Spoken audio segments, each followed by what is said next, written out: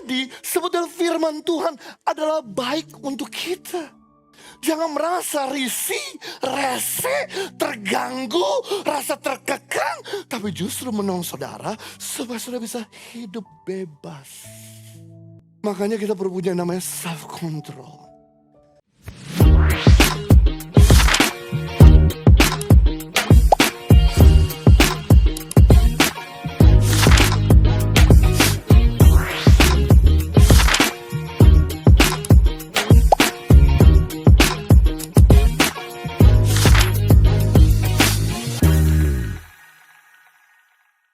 Seperti contoh, Adam diberitahu sama Tuhan, semua tanaman di tempat ini boleh kau makan. Kecuali satu, jangan kau makan, pohon pengetahuan yang baik dan jahat jangan kau makan. Tuhan sudah kasih pagar, udah kasih tahu, jangan kau sentuh, jangan kau raba pohon pengetahuan yang baik dan jahat. Waktu itu Tuhan ciptakan ada 2.500 jenis tanaman. Dan Tuhan cuma ngomong satu jenis aja yang jangan kamu sentuh. Berarti 2.499 jenis tanaman boleh kau sentuh. Kecuali satu aja jangan kau sentuh. Sebab ketika kamu sentuh kamu akan mati. Apa yang terjadi? Kemudian Adam mulai melanggar pagar. Dia mulai menyeberang cross the border. Seperti yang saya bilang, sudah coba menyeberang, yaitu masuk dalam kandang beruang. Apa yang terjadi? Dia raba-raba, kelihatannya indah, kelihatannya baik. Lalu kemudian iblis datang, waktu kau makan kamu menjadi seperti Allah. Dan akhirnya sabet itu buah. Dan dia makan, ambil dia jatuh dalam dosa. Dia diusir dari Taman Eden. Yang tadinya dia tidak pernah mengalami sakit penyakit, dia mengalami sakit penyakit. Yang tadinya tidak pernah mengalami kekurangan, dia mengalami namanya kekurangan. Berikutnya. Simpson dikasih firman Tuhan.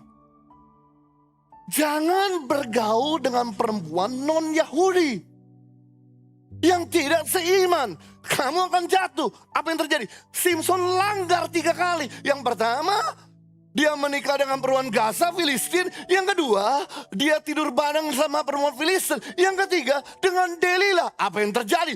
Firman Tuhan sudah kasih tahu. Kamu jangan bergaul, maka kamu akan jadi powerless. Dan terjadi, benar, dia langgar 3 kali. Simpson yang powerful, jadi powerless. Ironis, dia boleh mengalahkan singa. Tapi dia ditaklukkan sama perempuan. Daud sudah diberitahu punya pagar, kamu udah punya istri. Jangan lirik istri orang lain. Ingat, orang jatuh dalam dosa guys. Bukan datang sekejap. Orang jatuh dalam dosa itu bukan karena seketika. Orang jatuh dalam dosa karena sudah direncanakan. Orang membunuh sudah direncanakan. Orang mencuri sudah direncanakan. Orang nyontek sudah direncanakan. Orang korupsi sudah direncanakan. Orang berzina sudah direncanakan. Orang bercabut sudah direncanakan. Orang kalau jatuh dalam dosa tidak seketika. Karena sudah direkayasa. Karena pikirannya nggak direm. Keinginannya tidak direm.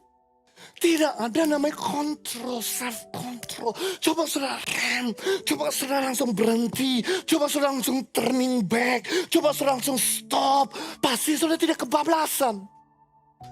Daud sekalipun dia orang yang paling rohani, akibat dia jatuh. Raja Salomo sudah diberitahu seorang raja tidak boleh punya banyak kuda, lambang daripada kesombongan, tidak boleh punya banyak harta, dan tidak boleh punya banyak istri. Salomo langgar ketiga-tiganya dan akhir hidupnya dia jadi menyembah berhala. Jadi sebetulnya firman Tuhan adalah baik untuk kita. Jangan merasa risih, rese, terganggu, rasa terkekang. Tapi justru menolong saudara supaya saudara bisa hidup bebas.